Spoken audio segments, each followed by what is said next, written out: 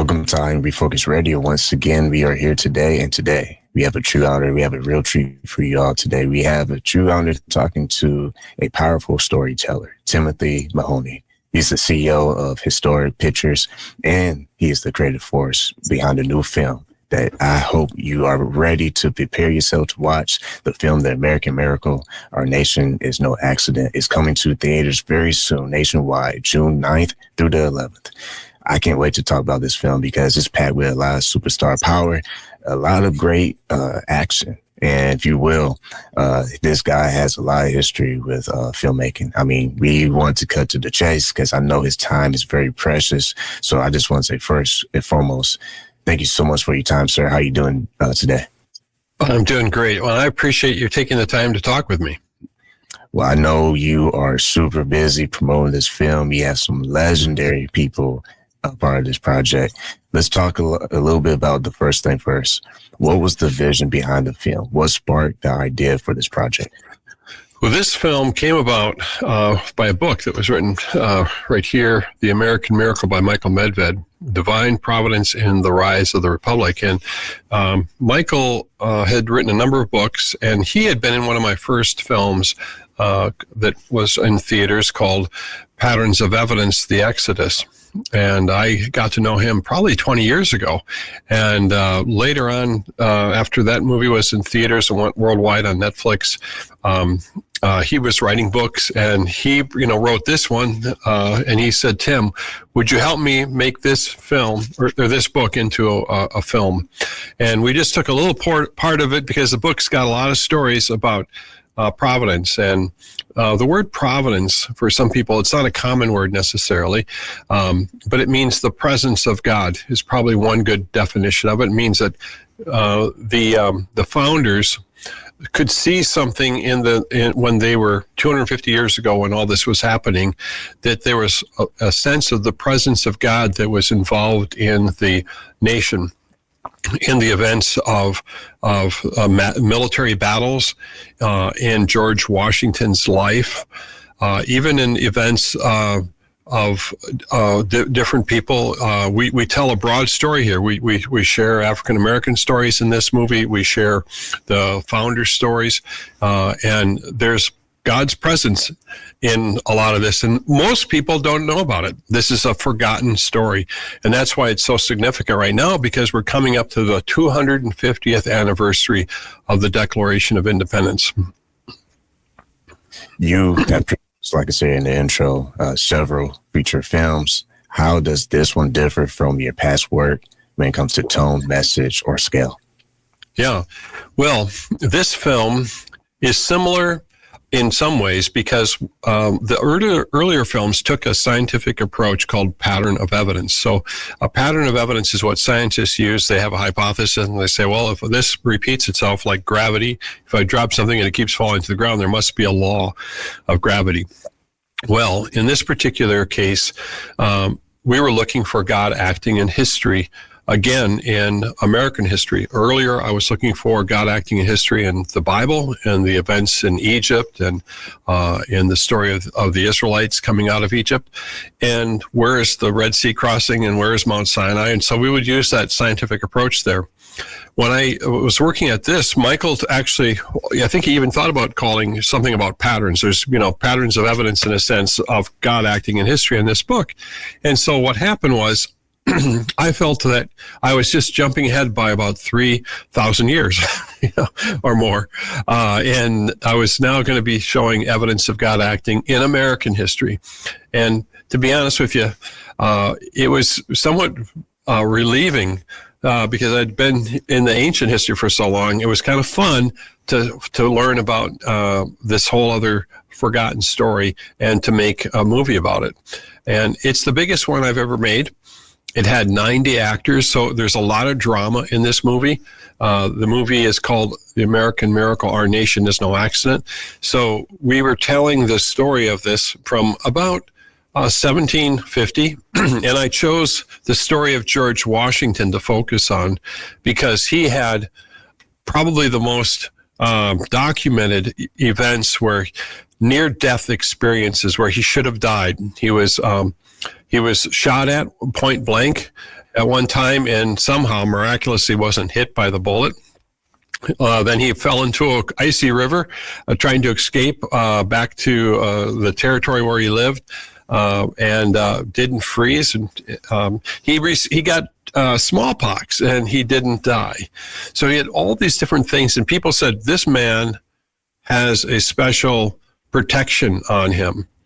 And then later on, he goes into this battle when the French had come into the area, I think, of Ohio River Valley, and the British didn't want the French to come into that part of the country, so they sent a large contingent with a general by the name of Braddock. He's a good general, and I think there were 5,000 to 7,000 people that were in that contingent of soldiers and other people, women and cooks and everything. And they got surrounded, and there was a massacre. And George Washington had almost all the officers. They shot all the officers, and a lot of them died. General Braddock actually died, and they shot at Washington. They were trying to shoot him. He was a big man, bigger than most, and he had 4 bullet holes through his clothing. His hat was shot off, and 2 horses were shot dead, from underneath him, and yet he was not killed or injured. And later on, there was a prophecy that was given by one of the Native American chiefs who was there, and he said that they tried to shoot him, and they prophesied. He prophesied over George Washington and said that he was being protected, and that God, that I don't know if he used the word God, but he said there was a power, and he would be the leader of a great nation, a great empire. And so we tell that story in this film. What's so impressive about that is you had a chance to work with some very exciting history to begin with. So my next question would be, when it comes to the actors, the cast, let's talk about Pat Boone. That name does not need an introduction. First of all, how were you able to secure that? And also, what does it mean to have someone like his status to be a part of this project? Well, when I work on a film, I'm a prayerful person, and I'm praying about, well, who should I have, and I'm thinking about it. And I don't know, the thought came to me, why don't I ask Pat Boone if he would play Thomas Jefferson? And you never know if somebody will be interested in it. And Pat Boone is actually a descendant of Daniel Boone. And so he's got history in his veins. I mean, obviously all of us come from someone, but Daniel Boone was a character within American history. And so he was interested in playing Thomas Jefferson. And there's a scene that we filmed with the death of Thomas Jefferson. What's very interesting about this is that Thomas Jefferson lived 50 years after the signing of the Declaration, and John Adams did too. They had a fairly long life for people at that time in history, but they both ended up dying on the 4th of July, 1826, exactly 50 years after the signing of the Declaration. And many people saw that as a sign from God that their lives had been chosen for a special purpose, and that this was also showing that God had a special place for the nation of America, for the United States, I should say. And that was the sense in the writings of many of the founders. They used that word providence, that there was a providential hand of God on the nation. And as you said, we're going to be showing this film in theaters June 9, 10, and 11. And if people go to AmericanMiracleMovie.com, AmericanMiracleMovie.com, they can see the trailer and read about it, and they can buy tickets there for the movie in advance. Once again, listen to Refocused Radio, talking to our guest today, Timothy Mahoney. And like you said, make sure you put this on your calendar. Theaters, June 9th, 10th, and the 11th. You make sure you get your ticket and go to the website, AmericanMiracleMovie.com, for more information and for an exciting time. I think history is always important. It's always important to share stories. Stories last from generations to generations. So my next question for you is, when you see how the film was moving in production and working with all long lists of great people behind the scenes. What are some of the film lessons that you see when it comes to the idea of America's success, not just political, but spiritual? How do you wrestle with showing all those details without sounding preachy or partisan? Well, I wanted to be historical, first of all, which meant that I wanted to tell the real story, not a story that didn't exist, that was exaggerated. And I think that I focused on, like I said, the life of George Washington, but then within that, there were other characters that we wanted to bring forward. And we talked about with John Adams, we had him as a character. Abigail Adams was another character that we brought forward. Then there was some people who you wouldn't know. African-American characters such as Peter Salem. And Peter Salem was an African-American who was a slave, but he was later freed, but he fought at the Battle of Bunker Hill. And this is a story that most people don't know, that he was a hero because he was very brave, and he fired the one shot that took down an officer. And this officer had been at Lexington and Concord, and he was a British officer. And so when Washington met Peter Salem, and Peter is being played by Cameron Arnett, and some people might know who Cameron Arnett was. He was in Star Trek, and he was also in the recent movie The Forge, and he does a fantastic job, and he's a friend of mine. And I asked him if he would take this role, and he did a fantastic job telling the story of being called as a Minuteman to this battle, and really the toll that it took on the British, what happened at Bunker Hill. Anyway, this particular that's one of the very interesting stories. Another character I have that, as I was thinking about, well, who do I have play this role, is Nicole C. Mullins, the singer, gospel singer.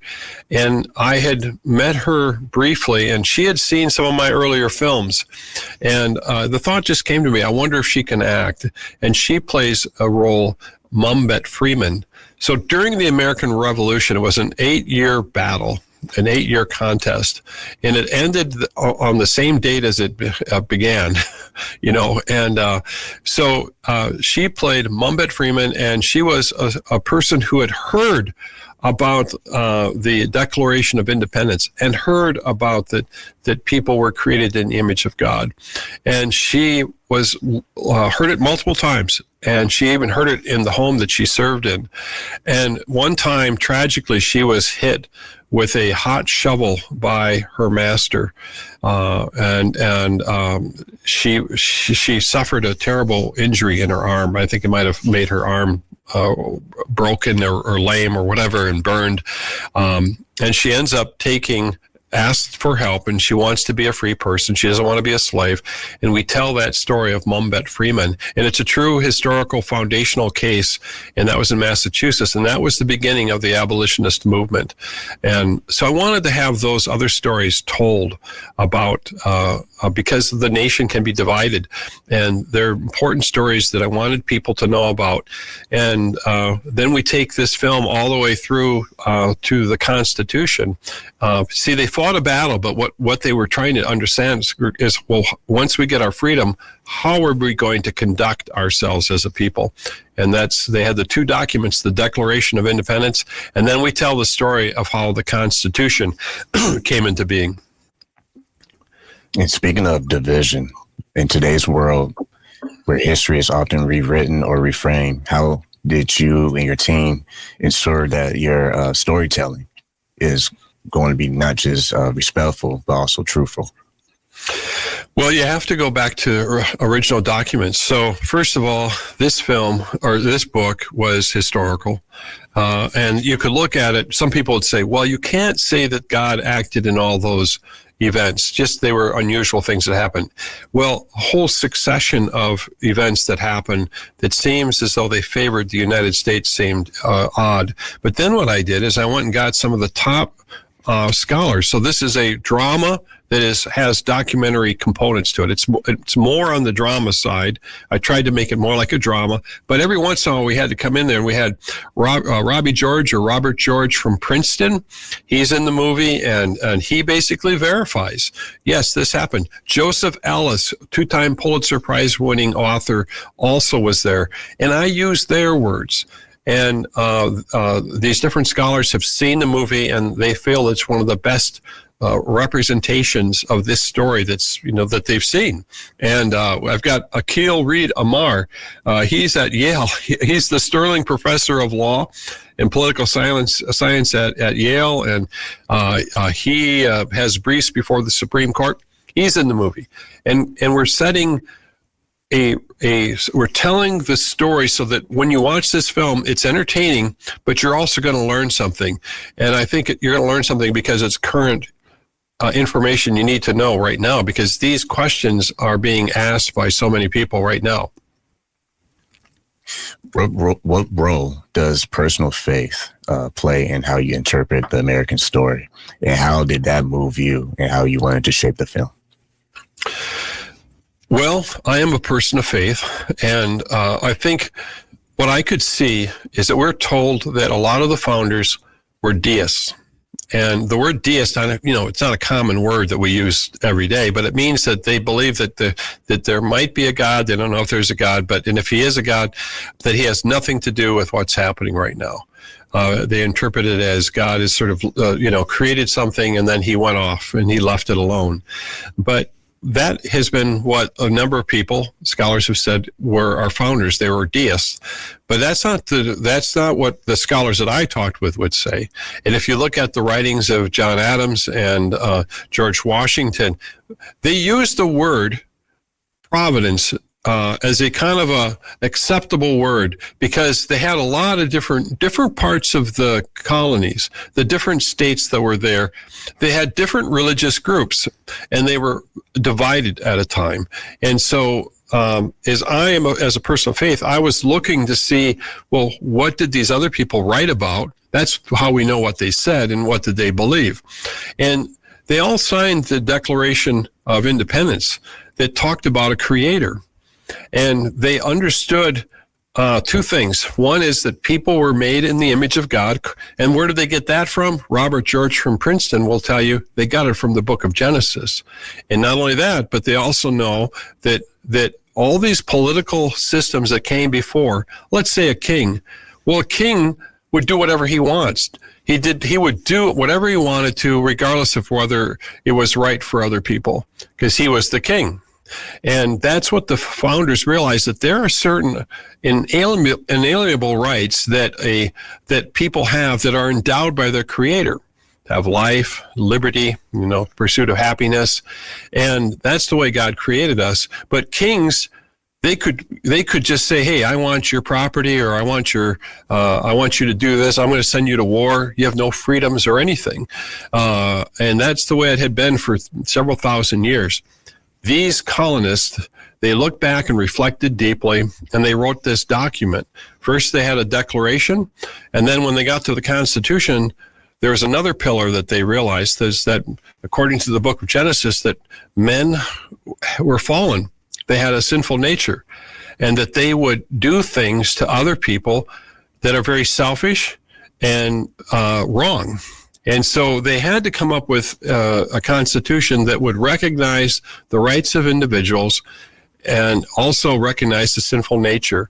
And with those two pillars, they wrote this constitution so that they could separate power, so that the executive branch and the legislative and the judicial are different powers, and they're in keeping them separate. So, and it doesn't mean that we've been perfect at doing this, because people are human and they don't follow the guidelines. And so at times, Robert George will talk about this, that there's been, we've failed, and he used the word sin. We've sinned, and we've not been good people to others. But that doesn't mean that the Constitution was wrong. It means that the people didn't follow it. That's good. Once again, listen, Refocused Radio, watching us today online, talking to our special guest today, Timothy Mahoney. Don't forget, mark your calendars for June 9th, 10th, and 11th, and go to the website, miraclemovie.com. The movie, The American Miracle, Our Nation is No Accident. My next question for you is, when you think about conversations that this possibly will spark on social media and hopefully in homes of America and abroad, what do you hope that this film will spark as far as classrooms, churches, and families? Well, I think that they should see that there was something going on that not only did the Americans recognize, but the British recognize that there was a protection that allowed this nation to become into existence. And something that's not in this movie, but there was something called the Great Awakening that happened prior to the revolution, and that awakening was with it was multiple people, but George Whitefield was a person that came over and was preaching, and he was preaching and asking people to pray one nation under God. And Benjamin Franklin was actually a friend of George Whitefield's, and so they did that because there was a lot of division, and we have a lot of division right now. With different people and different viewpoints. And, there's this idea of separation of church and state. Well, I think the founding fathers didn't want one particular denomination or church, in other words, the Puritans or the Methodists or the Baptists, to be in control. But there wasn't separation from God and state, because in their writings and in the documents and in all of these different covenants that were made up of states, and that there was always references, most of the time, many times, to God. So they know they had different theological viewpoints, but they weren't excommunicating God from the nation. And that's what this film is about. I think that it's to remember other nations that get rid of God, all of a sudden they have a completely different, it's right is might, or might is right, I should say. They're forcing people to do things. So the foundation of our rights come from some higher power than a king or president. And this idea is to respect those rights. So that dignity, that we should see dignity in other people. And I think that that's what I came away from after making this film and going through all those interviews and telling the story, was that all these different people groups that I might not agree with, all are made in the image of God, and I should be civil to them, and I should treat them with dignity. And yet we have to know that we all are fallen. And so we have to have this balance to try to know how to live. And then there is, if we do things that are wrong, we need to repent and stop doing them. And I think for me, I think people should not be discouraged by the nation, but that they'll be thankful for being in this country. And Michael Medved, the author of the book, that's his main view, is that when people see this, they should be thankful that the Bible says that God chooses the time for people to live in the times and centuries and locations. And I think that we should be thankful for what we have, and we need to be a participant to make sure that it doesn't go away. Richard Dreyfuss is in this movie, and he has that concern about the fact that we haven't had any classes in civics for probably 50 or 60 years. It's been removed. So people don't know how to be civil and don't understand about civics. And that's a big concern. And he believes that we are in a dangerous place, that we could lose the nation that we all love because of not understanding how the nation is meant to operate. So that's I guess several things that I think people would take away. When you look through the lens of history and you also look through the lens of today's modern media, do you believe that there's still room for films like this to continue to be produced? Well, I sure hope so. I think that that's the whole idea of being able to be have freedom to basically make films. This film is basically a historical testimony. I'm just bringing it. I'm taking that lens, as you used the term, and I'm focusing it on certain events and editing those events together. So this film is inspiring, and you're going to be able to see miraculous things that happened in George Washington's life, and then his life was prepared to be the leader of the nation. And I think he knew that he had some special protection because he took incredible risks. They, when you make a movie, you can't tell all the stories, but there's just so many stories where God protected and weather instances that had happened. You're going to see a lot of that in this film. You're going to see the battles and the ups and downs that and the courage. I think that people had tremendous courage, but they believed that they were doing something that was right. And I think if we can learn from anything, it's that we need to do the things that are right and be courageous. Actually, there's a verse in the Bible that I've used at times, and I have to remind myself of it, which is to be strong and courageous and to do the work. And sometimes this life, it makes you just want to sort of run away. And you take comfort in the fact that there is a God and that he knows who we are. And by the way, Benjamin Franklin gives this amazing speech in this movie when they're in a battle about the Constitution. And he says, can a sparrow fall to the ground without his notice? Well, then how can a nation rise, to become a nation without God's notice? And he calls people to prayer. Benjamin Franklin. And many scholars would say that he was a deist. He didn't believe that God acted. Well, it's not true. His writings, he flirted with that, is my understanding, for a while in his life. But he was a part of the Great Awakening with George Whitefield. He was a friend of George Whitefield's. He printed his sermons. So somebody who's we've been told was a deist would be a participant in that. So that's the thing that you need to know, and our audience needs to know, is that a lot of these men that went before us to help to create this nation believe that God acted, that his presence would be a part of the nation. And I think that's the message today is that God, I think, wants to be a part of all of us. There's a verse that says, for he so loved the world. And so I think that this film should just be a great encouragement to people and to help us as we approach the 250th anniversary, because there's going to be a lot of other stories out there about this nation, but this is the one. It's based on all sorts of historical events and the actual words out of people's mouths for the most part, as much as we could, because we got the letters and we got recorded information. So it's as accurate as we possibly could make it. One might make the point also that the miracle continues. And with that said, and our closing thoughts, we'll remind everyone who's watching and listening to us to go to the website, AmericanMiracleMovie.com. The movie entitled The American Miracle, Our Nation is No Accident, in theaters, June 9th, 10th, and 11th. We've been talking to our special guest today, Timothy Mahoney. I want to say not just thank you for your time, but before we officially sign off, one final thought here. When someone sees this film and walks away changed, what do you hope that change looks like? Well, you ask very, very good questions.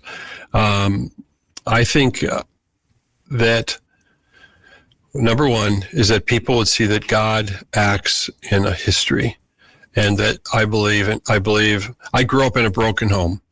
And my mother raised four of us, and my dad wasn't around, and we just came to a place. My mother's faith was such that she believed. I grew up on welfare, and Thursdays were garage sale day, and we would pray about, could I get a pair of shoes? And I would pray for a particular kind of shoe, and she was able to go out and at a garage sale and find something, and I'd come home with faith. And I think that this film is about people trusting God and having a dialogue with God. And there are times when George Washington and Ben Franklin and these others, other founders, placed the fact that they believed they were doing the right thing and that they had to trust God with the outcome. And I think we're in the same place today. And I think that we need to be civil to each other and teach each other or learn from this film that we're all created in the image of God, and we need to, understand and be civil to each other. And I think that's my hope, is that this film will be a unifying film and not a divisive film. And I think what I'm seeing so far, it is, and it has been. Well, mark your calendars. Theaters, this movie is going to be available June 9th, 10th, and 11th. Visit the website, AmericanMiracleMovie.com. We've been talking to the one and only Timothy Mahoney, the director of the film, The American Miracle. Our nation is no accident. Like always, want to say to you, sir, thank you for your time. Well, thank you. And you know what? It's urgent to buy tickets now because we're only in theaters for 3 days. You want to get your tickets, you can buy them online right now. So you can go to that website and you can find the theater near you. And thank you again for having me. I really appreciate it.